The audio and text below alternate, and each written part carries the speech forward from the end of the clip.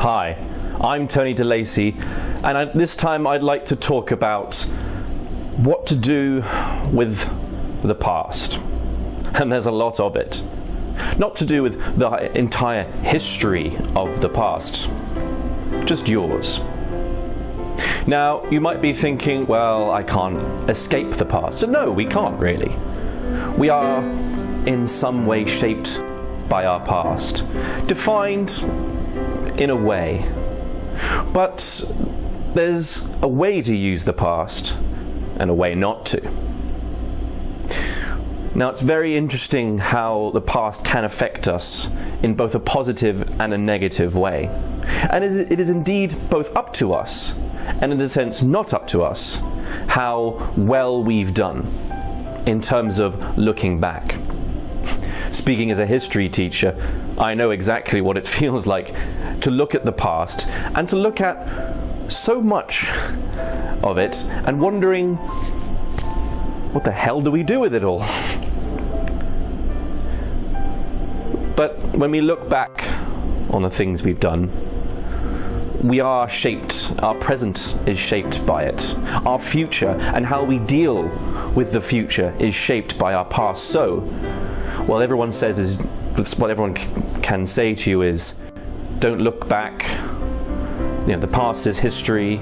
Always look at the present or future. Well, they're partly true. And in a way, quite a lot in a way they are true. Because you really shouldn't be looking back on the past for any length of time. And if you are, not with any pent-up emotion. Because that's something that we'll get onto in a bit. But when we look back on the past, we have to do so both voluntarily and involuntarily. Now, the way, essentially, the past or our memories are stored in two different ways, two different spectrums. And this is very, very important to know. When it comes to the past, when it comes to our memories, there are two different storage areas in our brain. There is the left side of our brain, the more analytical side, usually characterized by the left side of the brain. It's where a lot of analytics begin and are. That's where our logic is based. That's where our rationale is based. That's where a lot of reasoning is. And that's where memories go when we assess them well enough. When we look at things and go, well, I should have done this, should have done that. You know, a bit like solving a maths equation. As soon as you find out the maths equation, there it is in the left-hand side of the brain, ready for the next time you have to use it. Then there's the right side of the brain, characterized. The more visual side, the more primordial, the side, the very emotional side, usually characterized in how you remember things by images, feelings. That's where a lot of our past, a lot of our memories, especially negative memories, tend to go. Well, that's where it begins. That's where it starts. And that's a big clue as to what to do about it.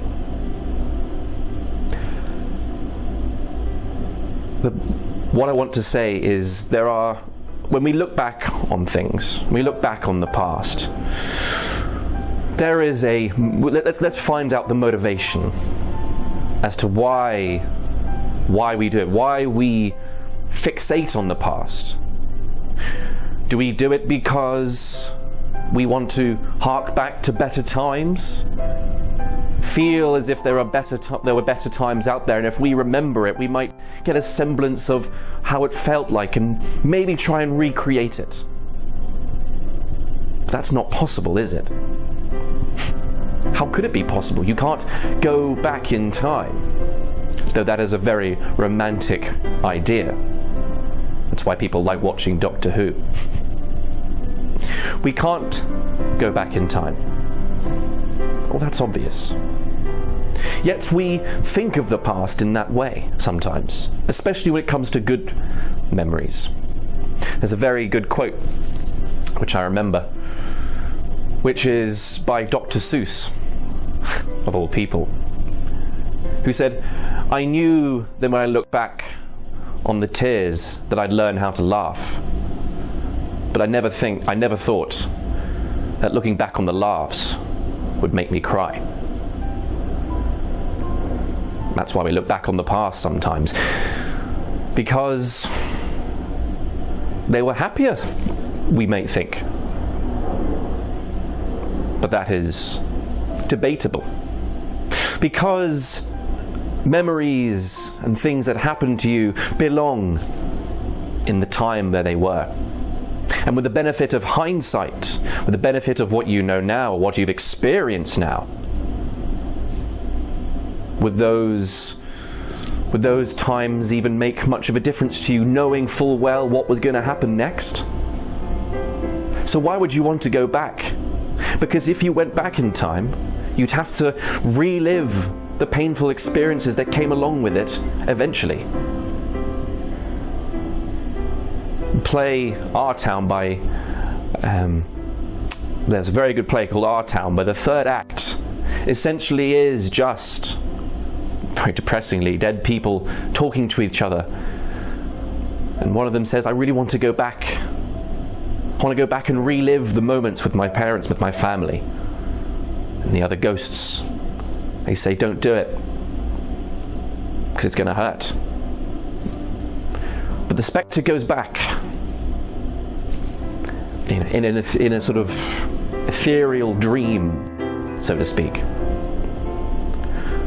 and says, and is there seated with, as if alive again, with the family, and wants to say so many different things, but the family ignore her, because they go about exactly what they did.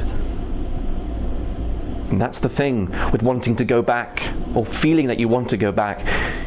You may try to recreate the emotions, but nothing changes in the past. Once it's done, it's done.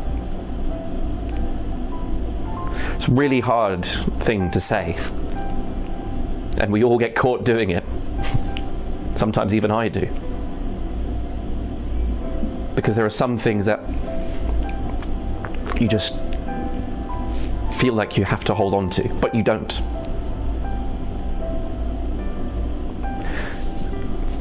So there's no point really wanting to go back to the past, knowing full well what's going to happen later on, which has already happened. So why do we look back on the past? Well, you might think, well, I look back on the past because I want to get an objective sense of what happened, of what went wrong. And that's about it. That's wrong.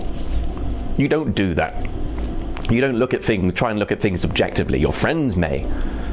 But when you try and do that, is that enough? To look at things objectively and just try to make sense of it all? It's not enough.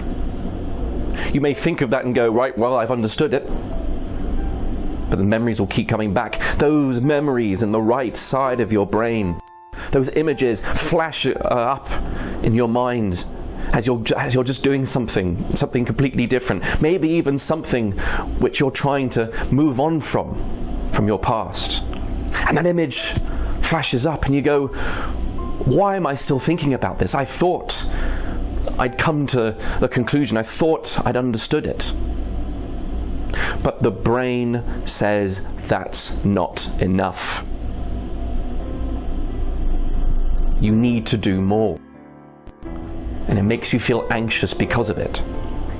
And the longer you try and disbelieve the brain telling you need to do more with these memories, with your past, with the things that really hurt you, with the things that really have kept with you all this time, you need to do something more than just look back and go, right, okay, move on.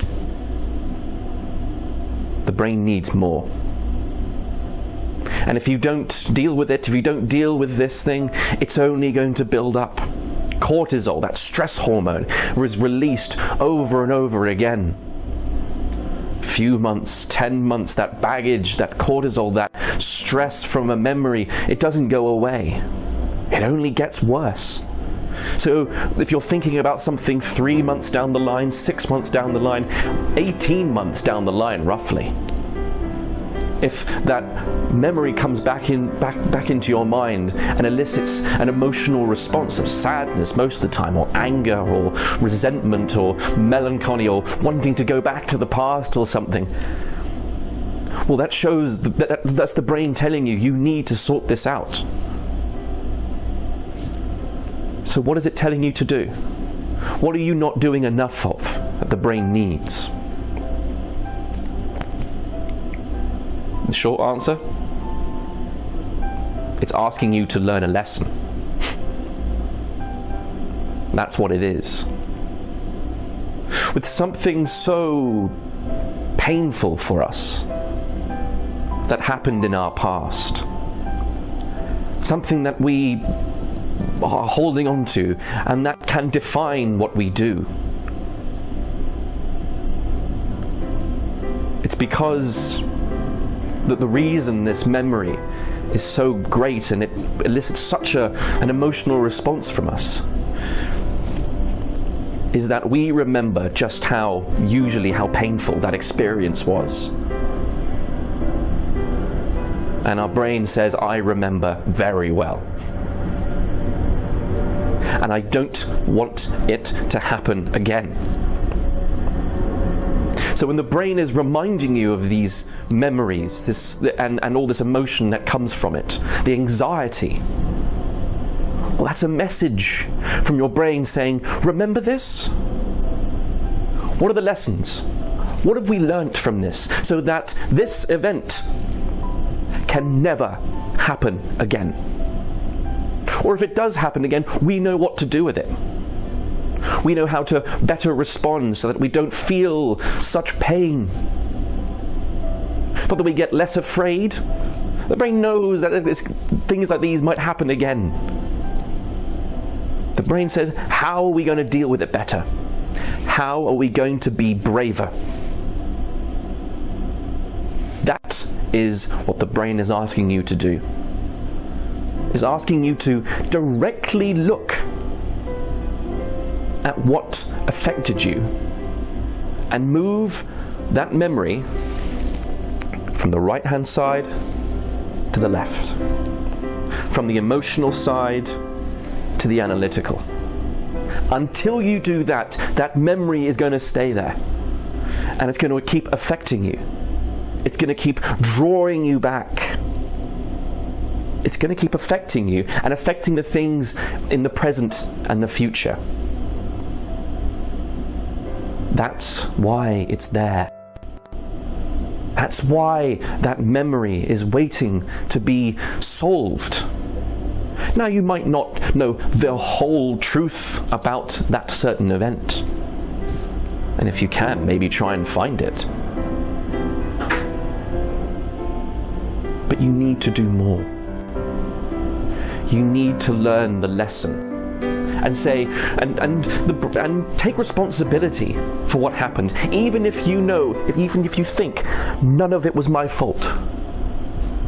It all happened to me and there was nothing I could do about it.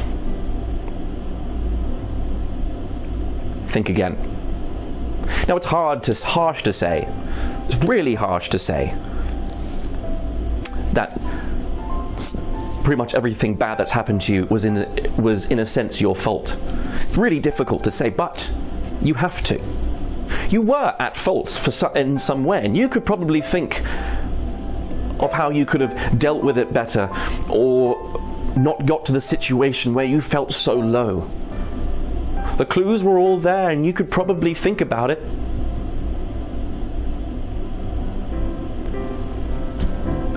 And then comes the reaction. All of that is your responsibility. Once you've taken full responsibility of everything you are and what you do, which you should. So, you have to think about it analytically. Think why it happened. Why this memory, why it came to be. well, then you think, okay, why did it happen? These were the things that I didn't address. These were things that I felt vulnerable to. These were things I took for granted. These were the things that I was naive about.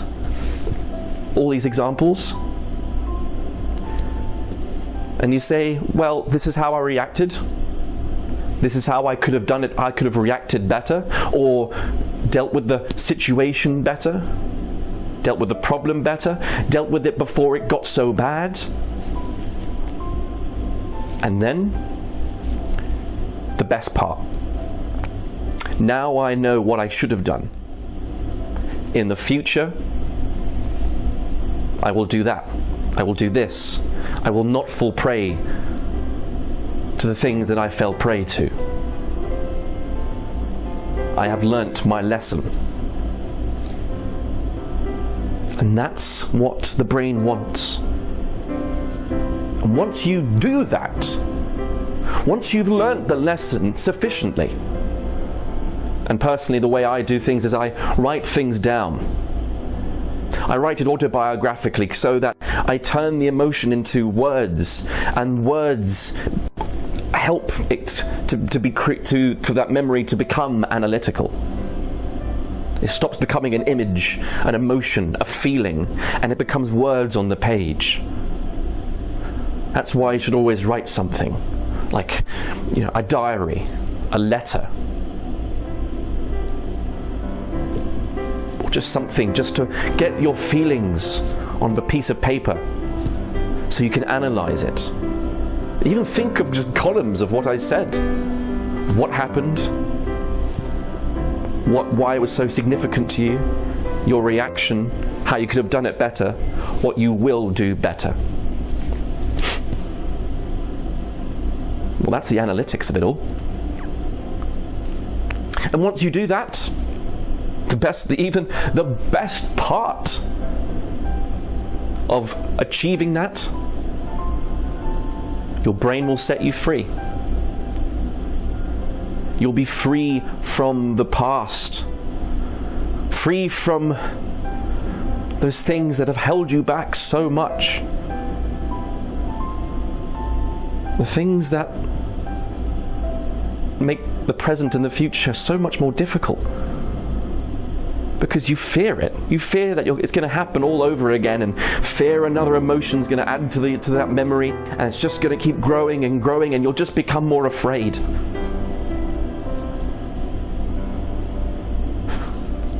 Dealing with the memory as fast as possible, as best as possible, means that you will become braver. You will know what to do. You'll no longer feel worried about certain opportunities that may come your way if it's similar to that memory, because you will be braver. You will know how to deal with things better. And on another level, think about it this way: the more bad things happen to you, the more you learn, the braver you get.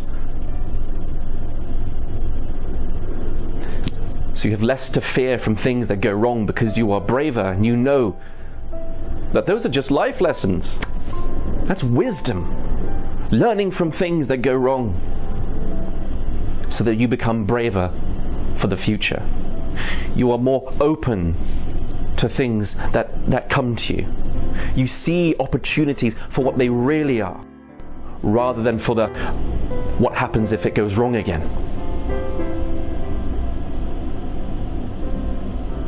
That's how we deal with the past. And once you've dealt with it, you'll feel so much more free, because if you're stuck in the past, if you're stuck lamenting, if you're stuck with those flashes of memories that make you go, no, I can't do this. If you have that all the time, and it's holding you back from what you really want on a grand level, that a part of your soul is stuck in the past, which is useless. part of your soul is stuck in the past, and therefore you're straddling the past and the present, trying to make sense of it all. And that's exhausting. It is so exhausting for you. Take your soul back from the past. Learn from it and put all your resources in the present and the future rather than the past. And you'll see things in a much greater light. And you'll feel so much more free. And you'll see things for what they really are. It's like holding up a candle to everything. And you become so much more powerful. When you come across fire and you burn your hand, that sticks in the memory. See what you do? I don't touch the fire anymore? No. I know what I need to do. I need to master it. I need to master fire. What then happens? You become a master of fire. You can wield it as a weapon. That's conceptualizing what I've just been talking about. You don't hide away because of your past. You master it. You learn from it, and you learn to wield it.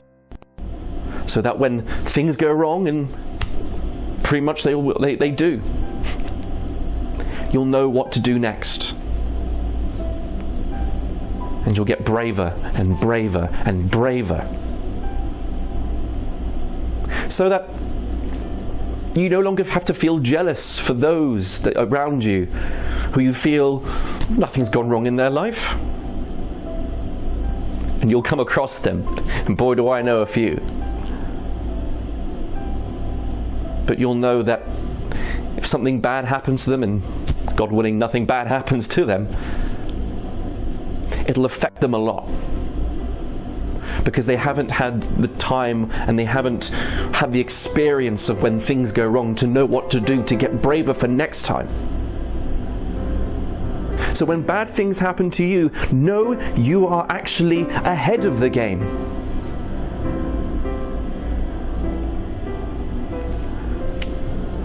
I'd lastly like to have a brilliant quote from a Rocky film.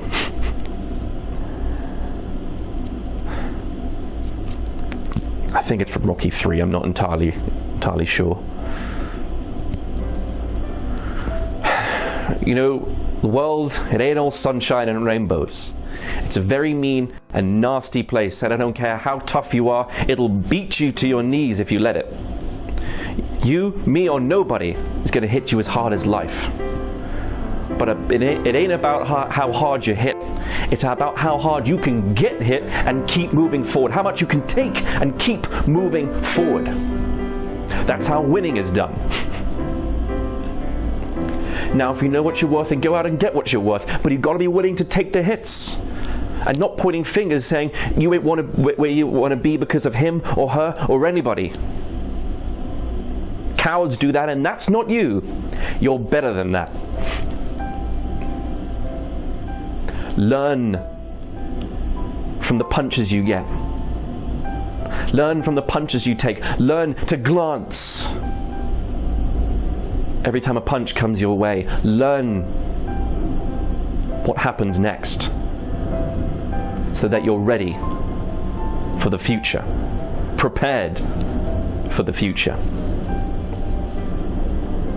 That's what to do with the past. And eventually, you'll be free from the past. The brain says you've done enough. And you'll start to live in the present and the future. And you'll learn to take everything that comes to you in the most honest, truthful sense. And that's a power worth having. Thank you.